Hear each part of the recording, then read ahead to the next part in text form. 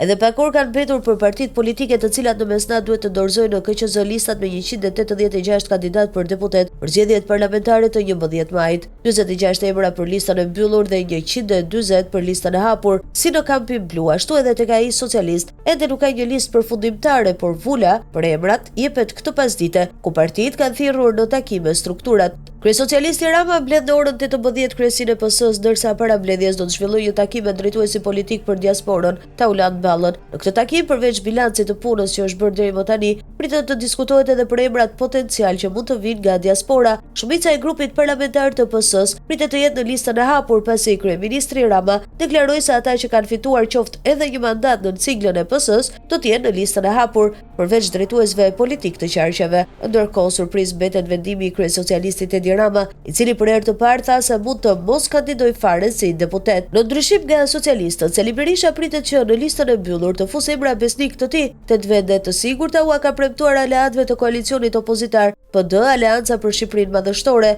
4 prej tyre i merr Partia e Liris, ndërsa nga një ndahet për Mediun, Dulen, Idrizin dhe Dukën. Për vendosjen përfundimtare të listave sot në orën 17, blidhet kryesia e PD-s dhe në orën 19 blidhet Këshilli Kombëtar. Vet Berisha pritet të jetë në listë mbyllur në Tiranë, ndërsa Ilir Meta refuzoi nga burgu ofertën e Berishës për ta futur në listë mbyllur dhe deklaroi se do të garojë në listë hapur. PD, Aleanca për Shqipërinë Madhështore, ka bërë bashkë në umbrellën e vet Çamët e Grekët, Partia Anonime Konservatorësh e Ballistësh, por edhe aleatët e vjetër. Në këto zgjedhje, përveç koalicionit të Berishës me aleatët, kemi edhe bashkimin mes Adriatik Lapajt dhe Endri Shabanit, si edhe Egeleda Libeajt dhe Dashamir Shehit. 5 parti kryesore garojnë më vete, ndërsa 17 të tjera fantazëm janë regjistruar, por pritet të shihet nëse të gjitha do të depozitojnë emra me kandidat për deputet për gjithë Shqipërinë.